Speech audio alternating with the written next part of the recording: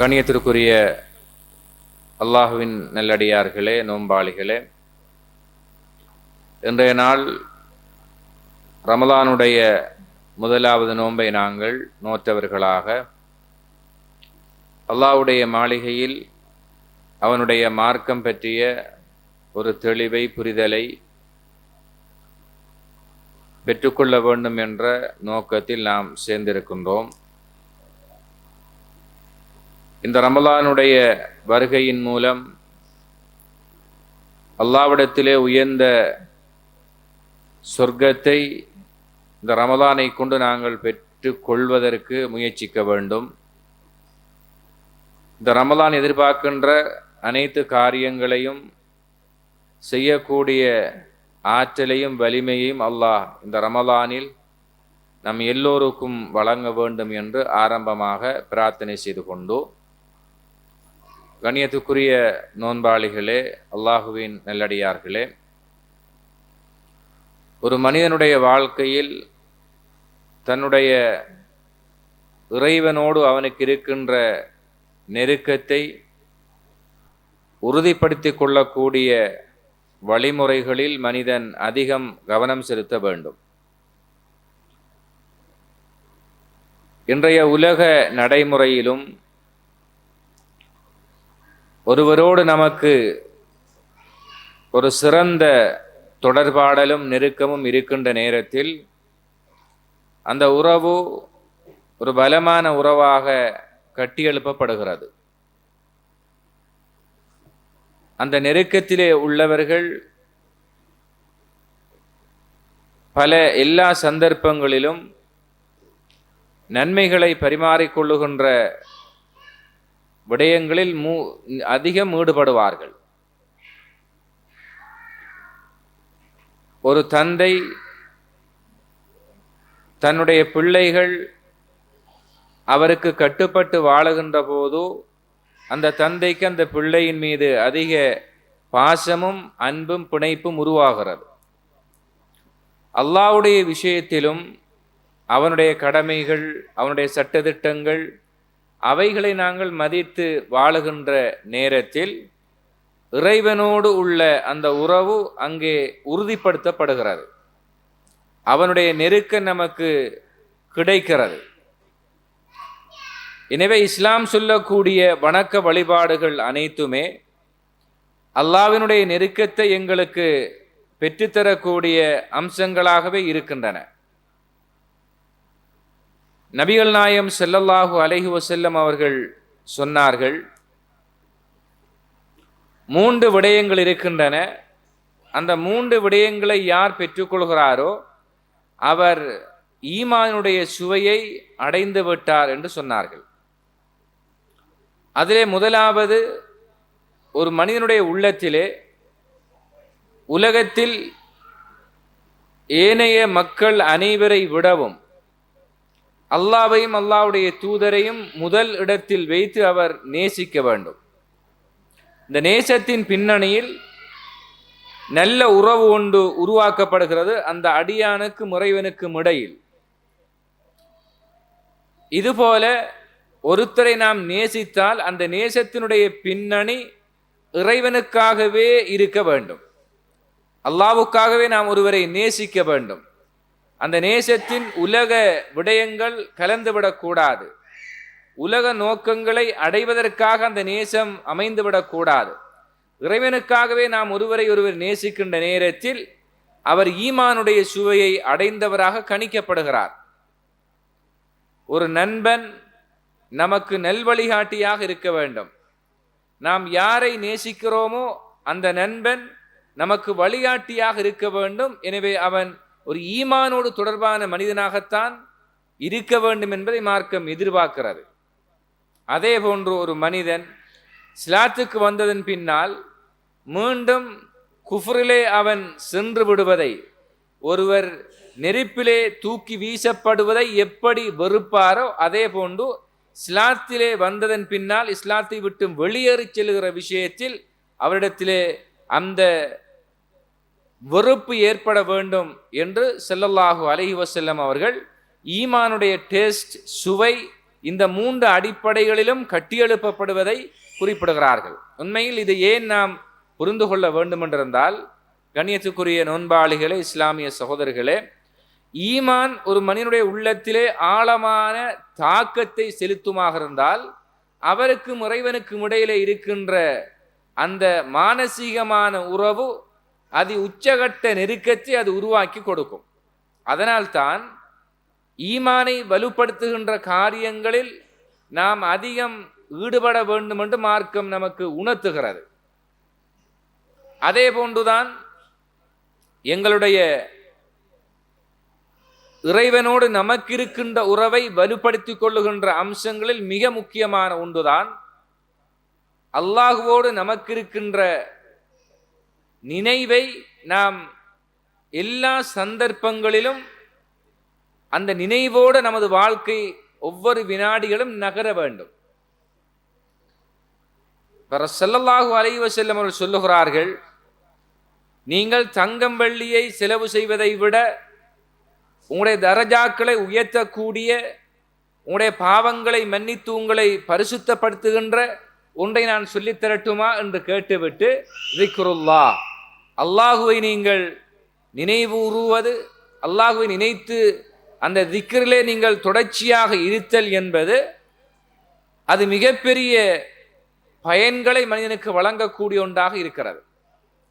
இதை ரசூலுல்லாஹ் சொல்லிவிட்டு, இந்த இறைவனுடைய வானவர்கள்ல ஒரு கூட்டம் இருக்கிறாங்க. இவங்களோட பணி என்னன்னு சொன்னா, இந்த பூமியில முழுக்க அவர்கள் சுத்தி வருவார்கள், வலம் பெறுவார்கள். அப்படி வலம் பெறுகின்ற கட்டத்தில் அல்லாஹுவை நினைவு கூறக்கூடிய மஜ்லிஸ்களை, இது போன்ற மஜ்லிஸ்களை அவர்கள் கண்டால் அந்த இடத்திலே வந்து உட்கார்ந்து விடுவார்கள். அந்த உட்கார்ந்து விடுகின்ற அந்த கட்டத்தில் அவனுடைய இறக்கைகளை எல்லாம் விரித்து வானத்தை தொடுமளவுக்கு அந்த வானவர்கள் அந்த அல்லாஹுவை நினைவு கூறக்கூடிய அந்த இடத்திலே வந்து பிரசன்னமாகி விடுவார்கள். இந்த கட்டத்திலே அல்லாஹ் அந்த வானவிடத்திலே கேட்கிறான், நீங்கள் உட்காருகின்ற அந்த மஜ்லிஸிலே உள்ள அந்த அடியார்கள், என்னுடைய அடியார்கள் என்ன செய்கிறார்கள்? அல்லாஹ்வுக்கு தெரியும், இருந்தாலும் அல்லாஹ் அதை கேட்கிறான். அப்ப வானவர்கள் சொல்லுவார்கள், இறைவா, உன்னை புகழுகிறார்கள், உன்னை துதிக்கிறார்கள், உன்னுடைய புகழையெல்லாம் வெளிப்படுத்தி கொண்டிருக்கிறார்கள், தக்பீர் சொல்லுகிறார்கள், இப்படி உன்னுடைய நினைவிலே தன்னுடைய வாழ்க்கையை கழிக்கிறார்கள் என்று அந்த வானவர்கள் சொல்லுவார்கள். அப்ப அல்லாஹ் கேட்பானாம், வஹல் ரஅவுனி, என்ன அவங்க கண்டிருக்கிறாங்களா என்று அல்லாஹ் கேட்பானாம். அப்ப அந்த வானவர்கள் சொல்லுவார்கள், இறைவா, உன்னை அவங்க காணல. அப்ப அல்லாஹ் கேட்பானாம், கண்டால், உன்னை கண்டால் இபாதத்து செய்வதில் மிகவும் கூடுதலான ஈடுபாட்டோடும் கடுமையான கரிசனையோடும் இருப்பார்கள் அப்படி என்று அந்த வானவர்கள் சொன்னார்கள். உடனே அடுத்ததாக அல்லாஹ் கேட்கிறான், என் அடியார்களிடத்தில் என்னத்தை கேட்கிறாங்க? அப்ப அந்த வானவர்கள் சொல்லுவாங்களாம், சொர்க்கத்தை கேட்கிறாங்க. அப்ப சொர்க்கத்தை அல்லாஹ்விடத்தில் துஆ செய்யக்கூடிய, சொர்க்கத்தை பற்றி பேசுகின்ற அப்படியான ஒரு மஜ்லிஸ் தான் அது. அப்போ உன்னிடத்தில் யா அல்லாஹ் சொர்க்கத்தை கேட்குறாங்க, உன்னுடைய உயர்ந்த சிறப்பு அந்த சொர்க்கத்தை கேட்குறாங்க. இப்போ திருப்பியும் அல்லாஹ் கேட்பான், சொர்க்கத்தை கண்டாங்களா? அவர்கள் காணவில்லை. கண்டால் என்று அல்லாஹ் அடுத்த கேள்வி கேட்கிற நேரத்தில், உன் சொர்க்கத்தை அவர்கள் கண்டால் மேலும் மேலும் அந்த சொர்க்கத்தை அடையக்கூடிய வழிகளில் தங்களுடைய வாழ்க்கையை செலவிடுவார்கள் என்ற அர்த்தத்தை அந்த வானவர்கள் சொல்லுகிறார்கள். மீண்டும் அல்லாஹ் கேட்கிறான், வேற என்ன பாதுகாப்பு தேடுறாங்க? அப்ப அந்த வானவர்கள் சொல்லுவார்கள், நரகத்தை விட்டும் பாதுகாப்பு தேடுறாங்க. இப்ப திருப்பி அல்லாஹ் கேட்க, நரகத்தை கண்டாங்களா? காணல. கண்டால் அந்த நரகத்திலே ஒரு வினாடியும் சென்று விடாத அளவுக்கு அந்த நரகத்தை விட்டும் அச்சத்தோடும் பயத்தோடும் அவற்றை விட்டும் அவர்கள் விரண்டோடி விடுவார்கள். அப்படி என்று அந்த வானவர்கள் சொன்ன நேரத்தில் அல்லாஹ் அவனை நினைவு கூறுகின்ற அந்த மஜ்லிஸுக்கு கொடுக்கின்ற பகுமானத்தையும் சன்மானத்தையும் பாருங்க. உஷ்ஹிதுக்கும், அந்த வானவர்களை பார்த்து அல்லாஹ் சொல்லுகிறான், உங்களை நான் சாட்சியாக்குகிறேன்.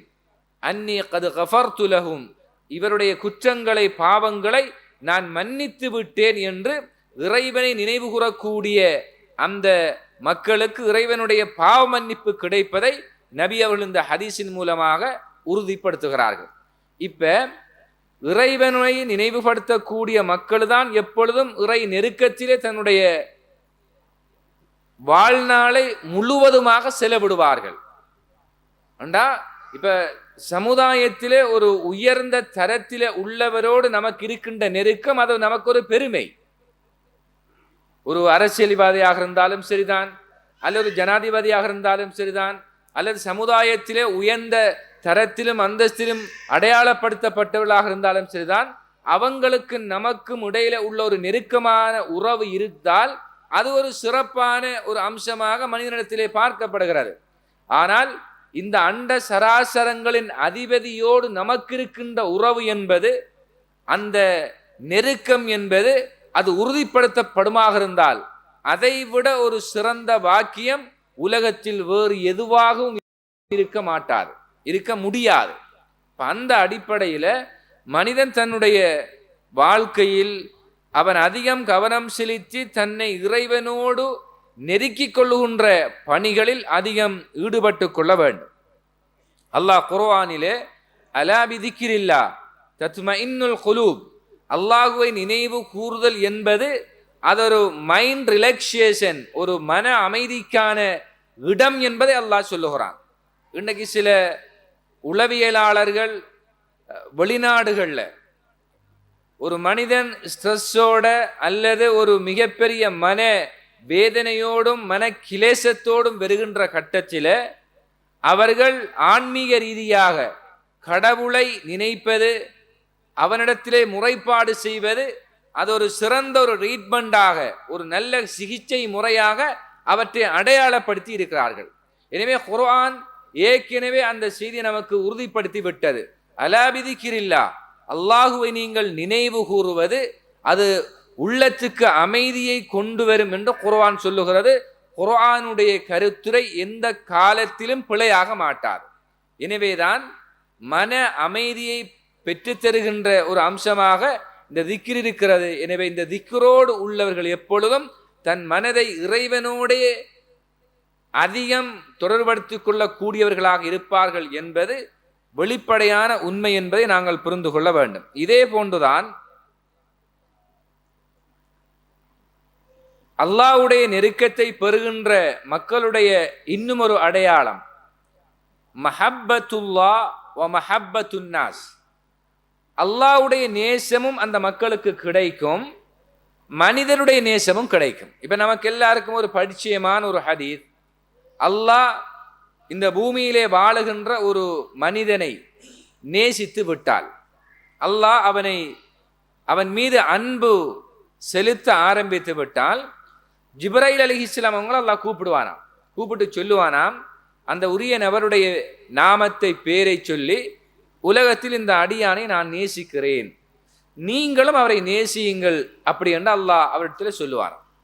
உடனே ஜிப்ரீல் அலைஹிஸ்ஸலாம் அவர்களும் அந்த மனிதனை நேசித்து விட்டு வானத்திலே இருந்து அவர் வெளியேறுகின்ற கட்டத்திலே வானத்திலே உள்ள அத்துணை கோடான கோடி வானவர்களை சந்திப்பார்கள்.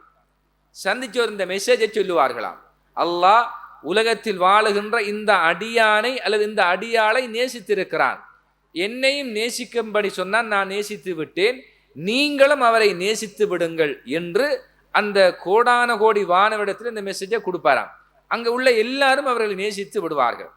அதற்கு பின்னால் அந்த நேசம் பூமியிலும் அது நிறைவேற்றப்படும் என்று அல்லாஹ்வுடைய தூதர் சொன்னார்கள். அப்படி என்றால் பூமியிலும் அந்த மனிதனை நேசிக்கின்ற மக்கள் உருவாகுவார்கள். சில நேரங்களில் பாருங்க, ஒரு மனிதன் நல்லவனாக வாழ்ந்து மரணிக்கிற நேரத்தில் அவருடைய ஜனாசாவில் அறிமுகம் இல்லாத பலர்கள் பங்கெடுப்பாங்க. சில நேரம் அது வேற ஊர்ல இருந்தாலும் அவரை கேள்விப்பட்டு அந்த ஜனாசாவில் பங்கெடுப்பாங்க. அவருக்கும் இவருக்கும் இடையில எந்த விதமான ஒரு உரையாடலோ தொடர்போ எதுவும் இருந்திருக்க மாட்டார். அவங்க அவரை பற்றி கேள்விப்பட்டிருப்பாங்க, நல்ல மனிதர், மக்களோடு நல்ல நடந்து கொள்ளக்கூடியவர், நல்ல கொள்கையோடு வாழ்ந்தவர், நல்ல ஈமான்தாரி. இந்த அம்சங்களை கொண்டு அவரோடு உள்ள அந்த மஹப்பத்தை வெளிப்படுத்துவார்கள். இந்த மஹப்பத் நாங்களாக உருவாக்கி கொண்ட மஹப்பத் அல்ல, மாறாக இறைவன் அந்த மனிதன் மீது மஹப்பத்தை உருவாக்கி கொள்ள வேண்டும் என்று இறைவனால் கொடுக்கப்பட்ட மஹப்பது தான் அது என்பதை நாங்கள் புரிந்து கொள்ள வேண்டும். அதனால் ஜிப்ரீல் அலைஹிஸ்ஸலாம் அவர்கள் அந்த ஹதீஸிலே பூமியிலே உள்ள அந்த மக்களும் அவரை நேசிக்கின்ற நிலையை அல்லாஹ் அவருக்கு ஏற்படுத்தி விடுவான். இப்ப பாருங்க, இறைவனுடைய நேசம் கிடைத்து விட்டால், வானவர்களின் நேசம் கிடைத்து விட்டால், பூமியில உள்ள மக்களின் நேசம் கிடைத்து விட்டால், அது அல்லாஹ்வோடு தன் நெருக்கத்தை உறுதிப்படுத்தி கொண்ட ஒரு அடியானுக்குரிய ஒரு பண்பாகத்தான் அது இருக்கும் என்பதில் எந்த சந்தேகமும் கிடையாது. அப்ப அந்த வகையில நாம் எப்பொழுதும் நமது நெருக்கத்தை இறைவனோடு உறுதிப்படுத்தி கொள்ளுகின்ற காரியங்களில் நாம் அதிகம் ஈடுபட்டு கொள்ள வேண்டும். இப்ப பாருங்க, அந்த காரியங்களை பத்தி நாம் குர்ஆன் ஹதீஸில தேடுகின்ற நேரத்தில் ஃபர்லான கடமைகள் இறைவனிடத்தில் நமது நெருக்கத்தை உறுதிப்படுத்துகிறார். ஒரு ஃபர்லான கடமையை நாம் செய்கின்ற கட்டத்தில் அல்லாஹ்வுக்கு நமக்கும் இடையில உள்ள அந்த உறவு உறுதிப்படுத்தப்படுகிறது, அந்த நெருக்கம் உறுதியாகிறது. எப்படி? இப்போ ரசூலுல்லாஹ் சொன்னாங்க, ஒருவர் தொழுகிற நேரத்தில் அவர் சுஜூது செய்கிற இடம் இருக்கு இல்லையா, இந்த சுஜூது செய்கிற இடம் தொழுகையில் மிகவும் முக்கியமான ஒரு இடம். என்ன அது முக்கியத்துவம் பெறுகின்றதுண்டா, அல்லாஹ்வோடு அவர் தன் நெருக்கத்தை உறுதி செய்கின்ற இடமாக மாறுது. இப்போ ரசூலுல்லாஹ் தான் சொல்றாங்க, ஒரு அடியான் தொழுகையில் இறைவனோடு நெருங்குகின்ற இடமாக சுஜூது இருக்கும். எனவே அந்த நெருக்கத்தை பயன்படுத்தி அல்லாஹ்விடத்தில் நிறைய துஆ செஞ்சுக்கன்னு சொன்னாங்க. இப்ப பாருங்க, அல்லாஹ்வோட நாம நெருக்கத்தை உறுதிப்படுத்துகின்ற அந்த கட்டத்தில் நமக்கு தேவையானதை கேட்டு பெற்றுக்கொள்ளணும். இப்ப சில நேரங்கள்ல சில முக்கியமான தனவந்தர்கள் அல்லது ஒரு அரசியல்வாதி அவங்களோட நெருக்கம் உறவு ஏற்படுகின்ற நேரத்தில் ஊருக்கு தேவையான அல்லது நமக்கு தேவையான அல்லது நமக்கு சம்பந்தப்பட்ட ஒரு தேவையான காரியங்களை அந்த இடத்துல பேசி பெற்றுக்கொள்வோம். இதே போன்ற ஒரு வடிவத்தை, இதை விட உயர்ந்த வடிவமான ஒன்றைத்தான் அல்லாஹ் ஒரு அடியான் நெருங்குகின்ற இடமாக சுஜூது இருக்கு. எனவே அல்லாஹ் நெருங்கி வார இடம் ஒரு அடியானோட. எனவே அந்த கட்டத்தை உனக்கு சாதகமாக நீ பயன்படுத்திக்க, உன்னுடைய தேவைகளை கேளு, அல்லாஹ்விடத்தில் என்ன செய், கூச்சப்படாமல் கேட்டு பெற்றுக்கொள்ள வேண்டும் என்பதை அல்லாஹ்வுடைய தூதர் அங்கே வலியுறுத்துகிறார்கள். எனவே ஃபர்லான கடமைகள் அல்லாஹ்விடத்தில் ஒரு நெருக்கத்தை ஏற்படுத்து. இப்ப நாங்க நோம்பாளிகள், இந்த நோன்பு சாதாரணமான ஒன்று இல்லை. உலகத்தில் இறைவனால் கடமையாக்கப்பட்ட ஒவ்வொரு கடமைக்கும் நன்மைகள் இவைகள் தான் என்று அது தீர்மானிக்கப்பட்டிருக்கு. இப்ப தொழுகைக்கு என்ன நன்மைங்கிறது அல்லாஹ்விடம் தீர்மானிக்கப்பட்டிருக்கு. ஹஜ்ஜி அதனுடைய நன்மை தீர்மானிக்கப்பட்டிருக்கிறது. தான தர்மங்கள், ஜக்காத்துகள், அதுக்கு தர்மங்கள், அந்த நன்மைகள் தீர்மானிக்கப்பட்டிருக்கு. ஆனால் நோன்பை பொறுத்த வரைக்கும் அதுக்கு இவ்வளவுதான் நன்மை என்ற அந்த தீர்மானம் இறைவனால் எடுக்கப்படுவதில்லை. மாறாக அந்த அடியான் ஒரு நோன்பை நோக்கின்ற போது அவனுடைய தக்வா, அந்த தக்வாவின் பின்புலன்கள், அவன் இறைவனோடு அவனுக்கு இருக்கின்ற உண்மையான ஈமானின் பலம், இவைகளை அல்லாஹ் மையப்படுத்தியதாக ஒவ்வொருவருடைய அந்த நோம்பினுடைய ஆன்மீக வலிமையை மையப்படுத்தியதாக கூலிகளை அல்லாஹ் நிறைவில்லாமல், அதாவது இவ்வளவுதான் என்று இல்லாமல் அல்லாஹ் அதிகமாக வாரி வழங்குகிறான். அதனால் தான் இந்த நோன்பு எனக்கு சொந்தமானது, அதற்கு நான் ஒரு தனித்துவமான கூலியை வழங்குகிறேன் என்று இறைவனே என்ன செய்கிறான், நோம்பின் கூலியை பொறுப்படுத்தி இருக்கிறான். அப்ப இது ஒரு மகிழ்ச்சியான ஒரு சந்தோஷமான ஒரு செய்தியாக இந்த நோம்பினுடைய இந்த மகிமையை நாங்கள் எடுத்துக்கொள்ள வேண்டும். இதே போன்றுதான் இறைவனுடைய நெருக்கத்தை உறுதிப்படுத்துகின்ற மற்றும் ஒரு அம்சம் சுன்னத்தான அமல்கள், நஃபிலான அமல்கள். அல்லாஹ் அவற்றை எங்கள் மீது கடமையாக்கவில்லை, ஆனால் நமது நன்மைக்காக நாம் செய்கின்ற நல்ல அமல்கள். இந்த நல்ல அமல்களை, நஃபிலான வணக்கங்களை அதிகம் நாம் செய்கின்ற போது நாம் இறைவனிடத்தில் நெருங்கிக் கொண்டே இருக்கிறோம்.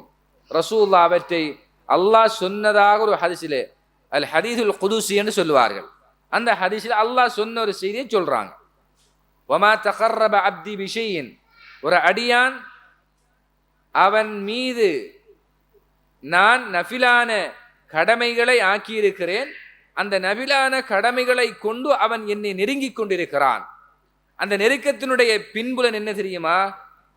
அந்த நெருக்கம் உறுதி செய்யப்பட்டு விட்டால், அவன் நடக்கும் காலாக தொடும் கையாக நான் மாறிவிடுகிறேன் என்று அல்லாஹ் சொல்லுகிறான்.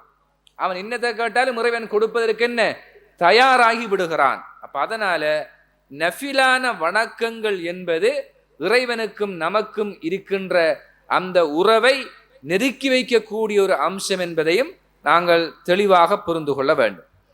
இதே போன்றுதான்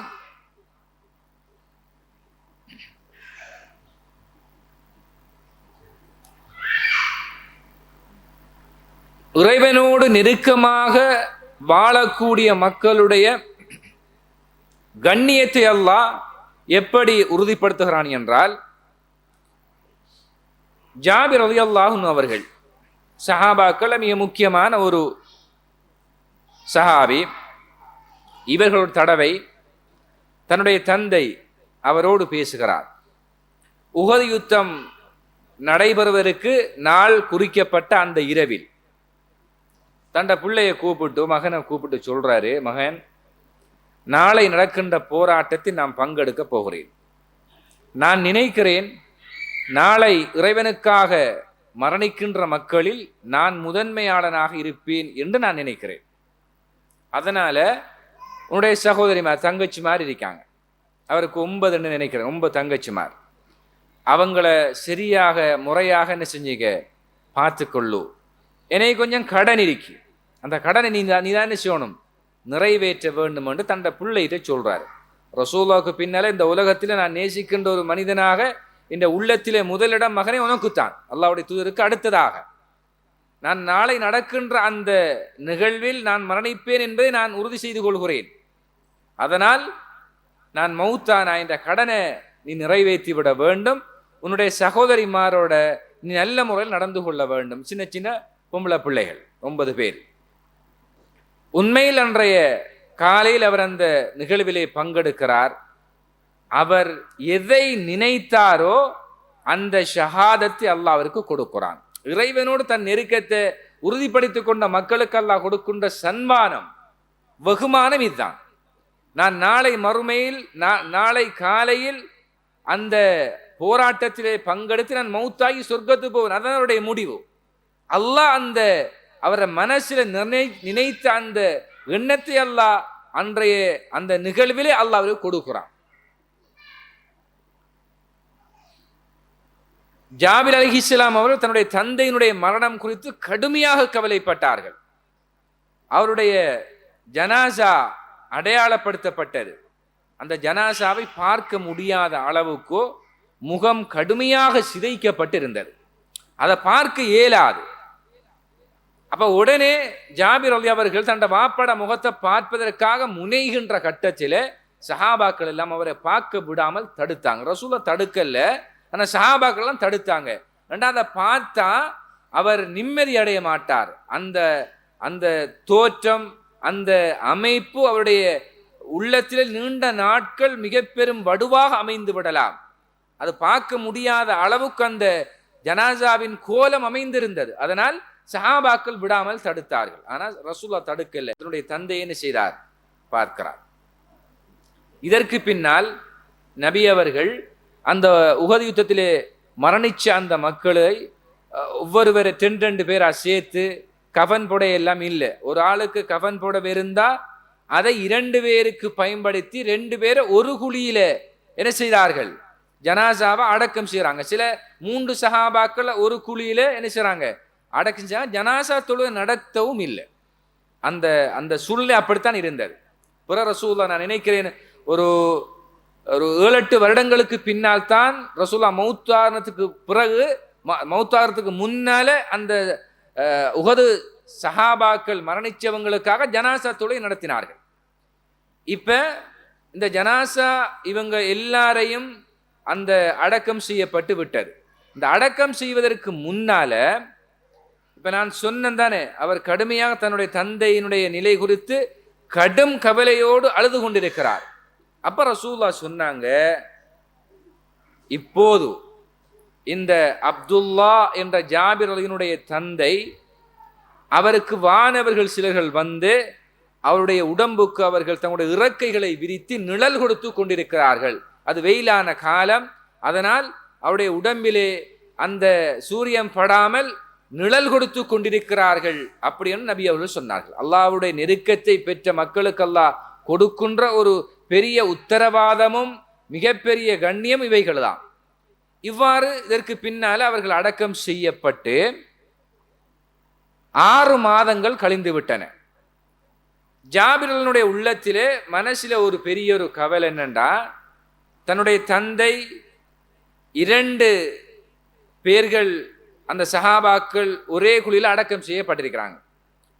கபன் போட ஒரு ஆளுடைய கபன் 2 பேருக்கு பயன்படுத்தப்பட்டிருக்கு. அவர மனசில தன் தந்தையை ஒரு தனித்த நிலையில் அவர் கபனிட்டு அதே போன்று என்ன செய்ய வேண்டும், தனிய ஒரு கபரை தோண்டி அந்த இடத்துல அடக்கணுங்கிற அவருடைய விருப்பமாக இருந்துச்சு. அந்த விருப்பத்தை நிறைவேற்றக்கூடிய வகையில என்ன செய்கிறார்கள், 6 மாதத்துக்கு பின்னால அந்த கபரை போய் தோன்றாங்க. அவரை மனசு என்ன செய்யல, இடம் கொடுக்கல, அந்த கபரை தோன்றாரு. தோண்டினுடன் சுப்ஹானல்லாஹ் 6 மாதத்துக்கு பின்னால தோண்டி தன் தந்தையை தூக்குகிறார். இப்ப இந்த வினாடி இந்த நிமிடம் ஒரு ஜனாசாவை அடக்கினால் என்ன நிலையில் அந்த ஜனாசா இருக்கிறோமோ அதே நிலையில் தான் அந்த ஜனாசா இருக்கிறார். காதில் மாத்திரம் ஒரு சில ஒரு காயம் இருந்தது தவிர அவருடைய முழு உடம்பும் அப்பதான் ஒரு ஜனாசாவை நாம் அடக்கியது போன்ற ஒரு நிலையில்தான் அவருடைய தந்தையுடைய ஜனாசா இருந்தது. அப்படி என்றால் ஒரு இறைவனுடைய நெருக்கத்தை பெற்ற ஒரு மனிதனுக்கு அல்லாஹ் கொடுக்கின்ற உச்சகட்டமான கண்ணியத்தில் இதுவும் ஒரு வடிவமாகும். சுஹதாக்கள் அப்படியான ஒரு அந்தஸ்து நிறைந்தவர்கள், அல்லாஹ்வுக்கு மிகவும் நெருக்கமான மக்கள். அவங்களே அல்லாஹ் இந்த அடிப்படையில் தான் கண்ணியப்படுத்துவான். எனவே அதற்கு பின்னால் தனித்துவமாக என்ன செய்தார், தன்னுடைய தந்தையை அவர் ஒரு தனிய கபரு வெட்டி என்ன செஞ்சார், அழகான அடிப்படையில் கபனிட்டு அடக்கம் செய்தார் என்பதை நாங்கள் அந்த ஹதீஸ்களில் புகாரி போன்ற ஹதீஸ் தொகுப்பில் இந்த செய்தி இடம்பெற்றிருக்கிறது. நான் மதீனாவிலே படித்து கொண்டிருந்த காலத்தில் ஒரு ஷேக் ஒரு செய்தி சொன்னார். அந்த அவருடைய முற்பாட்டனார் அந்த செய்தி அவருக்கு சொன்னதாக சொன்னார். மதீனாவிலே உஹது என்ற இடத்திலே அந்த சஹாபாக்கள் அடக்கம் செய்யப்பட்டிருக்காங்க. இப்போ சில நேரம் நீங்கள் ஹஜ்ஜிக்கு போனால் உம்ராக்கு போனால் உஹதிலே அடக்கம் செய்யப்பட்டவங்களை ஒரு மையவாடி கட்டப்பட்ட ஒரு இடத்துல காண்பிப்பாங்க. ஆரம்ப கட்டத்தில் அந்த ஜபலுர் ருமாத் என்ற மலை இருக்கிறது. சஹாபாக்கள் ரசூலுல்லாஹ் 50 சஹாபாக்கள் அதுக்கு மேலே ஏறி நின்று என்ன செய்யுங்க, நீங்கள் இறங்கக்கூடாது என்று கட்டளை போட்ட அந்த மலை, அந்த மலைக்கு பக்கங்களில் தான் அந்தந்த ஜனாசாக்கள் அடக்கம் செய்யப்பட்டிருந்தது. பல ஆண்டுகளுக்கு பின்னால் மதீனாவில் ஒரு வெள்ளம் வந்தது. அந்த வெள்ளம் வந்து அந்த இடத்தை, அந்த உஹது நிகழ்வு நடந்த இடத்தை அந்த வெள்ளம் கடுமையாக, அந்த வெள்ளம் வந்ததனால் அடக்கம் செய்யப்பட்ட சஹாபாக்கள் எல்லாம் அது கடுமையான வெள்ளம்ங்கிறதால தோண்டி எடுத்து போட்டு தண்ணி ஓடி தோண்டி எடுத்த கட்டத்தில் வெளிவந்த ஜனாசாக்கள் ஒவ்வொன்றில் இருந்தும் அன்றுதான் அடக்கம் செய்யப்பட்டவர்களைப் போல அவனுடைய உடம்பில் இருந்து இரத்தங்கள் வெளியேறி கொண்டிருந்த காட்சியை பல ஆண்டுகளுக்கு முன்னால் இப்படி ஒரு சம்பவம் நிகழ்ந்ததை அந்த ஷேக் அவர்கள் சொன்னார்கள்.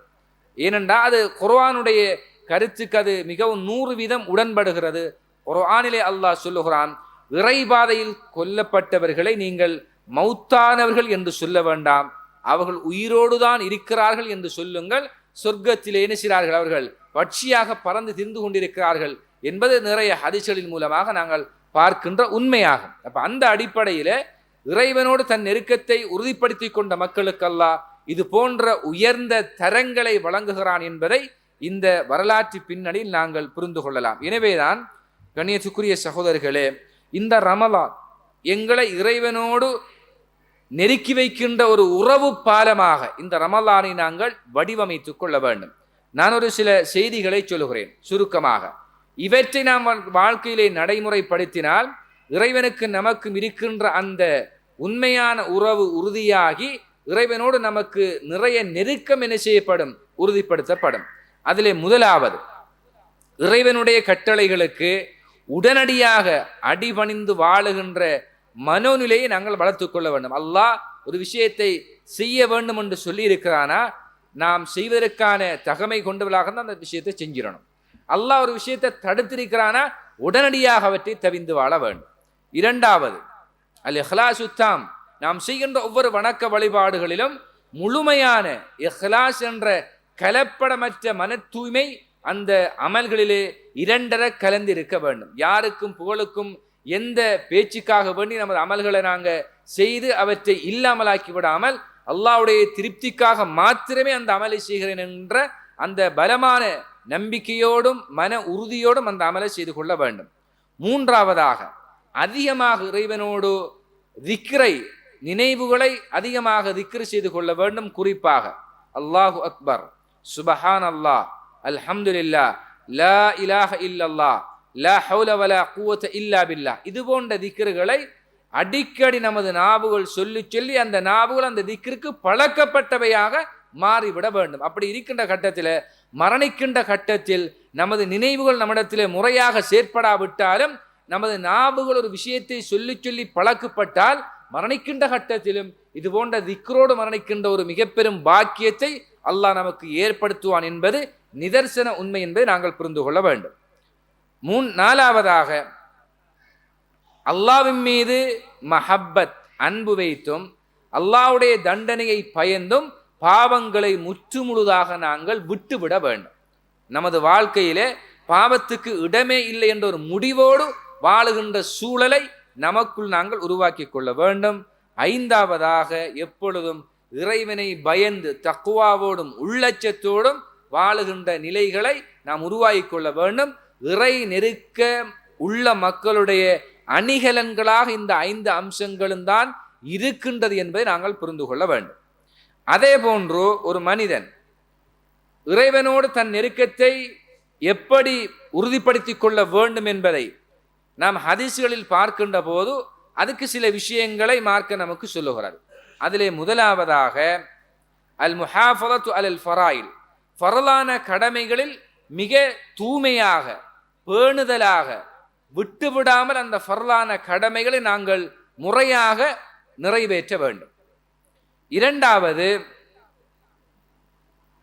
நஃபிலான வணக்கங்கள், நாங்கள் சொன்னது சுன்னத்தான நோன்புகள், அதே போன்று இரா நேரங்களில் இறைவனுக்காக நாங்கள் தொழுகின்ற தொழுகைகள், அதே போன்று எங்களால் கொடுக்கப்படுகின்ற தான தர்மங்கள், இப்படி இஸ்லாம் அனுமதித்த நஃபிலான வணக்கங்களை முடியுமான அளவுக்கு அதிகமாக நாம் செய்து கொள்ள வேண்டும்.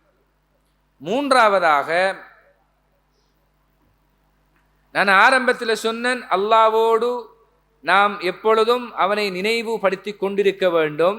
இதிலே மூன்றாவதாக அதிகமாக பிரார்த்தனை செய்து கொண்டே இருக்க வேண்டும். இறைவனிடத்தில் நமது கரங்கள் ஏந்திய வண்ணமே இருக்கணும். அல்லாஹ்விடத்தில் அந்த கரம் ஏந்துகின்ற போது 2 விஷயம் கொண்டு நம் தேவைகளை அல்லாஹ்விடத்தில் கேட்டு பெற்றுக்கொள்கிறோம்.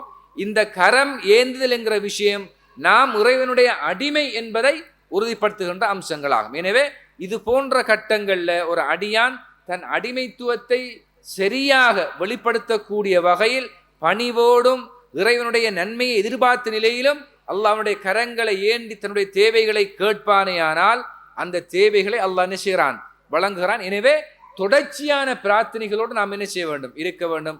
ஒவ்வொரு நாளும் ஒரு நேரம் இருக்குது, நமது பிரார்த்தனை அல்லாஹ்விடத்திலே நேரடியாக அங்கீகரிக்கப்படக்கூடிய நேரம். அந்த எந்த நேரம் நமக்கு என்ன செய்யல, அந்த நேரம் இதுதான் என்று அடையாளப்படுத்தப்படலை. எனவே எப்பொழுதும் நாங்கள் செய்ய வேண்டும், துஆக்களை செய்து கொண்டிருக்கவே வேண்டும்.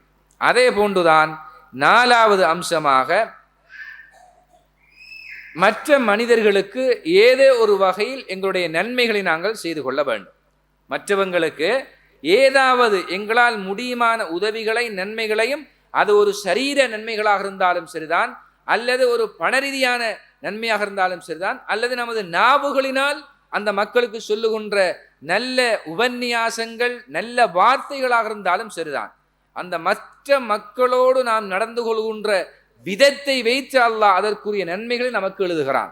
இப்போ ரசூலுல்லாஹ் சொன்னாங்க, மக்கள்ல சிறந்தவர் யார் என்றா அன்ஃபௌஹும் லின்னாஸ், மற்ற மக்களுக்கு பயன் கொடுக்கக்கூடியவனாக அவன் இருப்பான். அப்ப ஒரு மனிதனுக்கு என்ன அடிப்படையில முடியுமோ அந்த அடிப்படையில மற்ற மக்களுக்கு நாங்கள் நன்மைகளை சேர்க்கின்றவர்களாக நாம் அமைத்து கொள்ள வேண்டும். இறுதியாக அஸ்ஸபுரு அலல் இப்திலா, ஒரு கஷ்டமான சோதனையான காலகட்டங்களில் மனித வாக்கல்ல சோதனை வரும்.